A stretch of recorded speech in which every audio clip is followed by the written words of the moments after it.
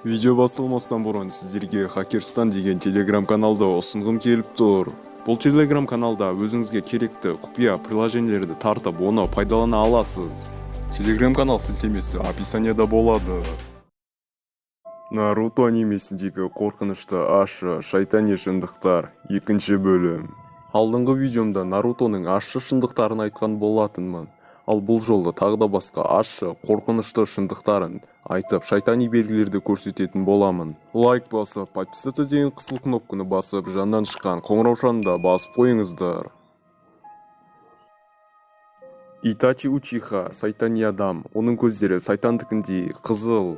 Ол уақытшаға адамдарды тозаққа апарып, сол жақта оларды қинай алады. Және тағы да басқа адамдарды қинау үшін белгілі бір сайтани техникаларды жасап, сайтандарды, құбыжықтарды шақырып, солардың күші арқылы адамдарды қинап, ерекше күшке ие болады.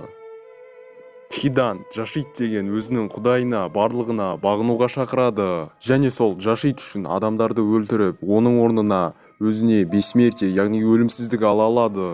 Бұл анименің ішіндегі серік қосу болып саналады. Және ол иллюминаттық сатанистік символдар арқылы неше түрлі техникаларды істейді. Пейн өзін құдаймын деп санап, басқа адамдарды өзіне табындырады. Бірақ ол құдай емес, шын мәнінде сайтан. Және ол шайтандарды шақыра алады. Бұның өзі де өте үлкен серік қосу мен сатанизм.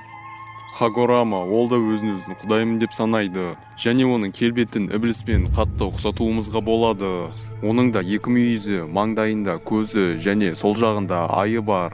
Шекесінде тағы бір көз белгіленсе, яғни ол нақты сатанизм, яғни үш көз сатанизм болып саналады. Жалғыз көздің өзі де сатанизм. Ал біз Хагорамада жалғыз көзі де, үш көзді де байқаймыз.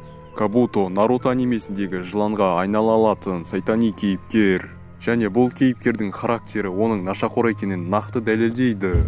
Көбісі жабай жануарларға айнала алатын кейіпкерлерді нақты сатанизм деп айтып жатады. Онда оған Кисамені де жатқызуға болады. Ол тырнақтарын қараға бояп алған. Ол акулаға айналып адамдарды өлтіре алады. Оның да характері дәл Кабутоныкіндей.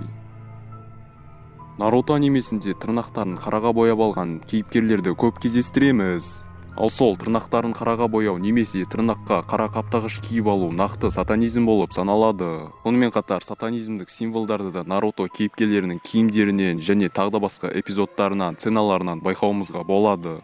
Осымен достар, видеомыз соңына да келіп қалды. Менің жинаған нақты дәлелдерім осы. Видео ұнаған болса лайк басып, подписаться деген қызыл кнопканы басып, жаннан шыққан қоңыраушаны да басып қойыңыздар. Анимені көру, көрмеу, ол сіздердің қалауларыңыз. Мен жай ғана оның ащы шындықтарын айттым. Оған бола комментарийде мені боқтап, балағаттап, хейтит етудің керегі жоқ. Ал сіздермен бірге болған Казонимус арнасы. Келесі кездескенше сау болыңыздар, аман жүріңіздер.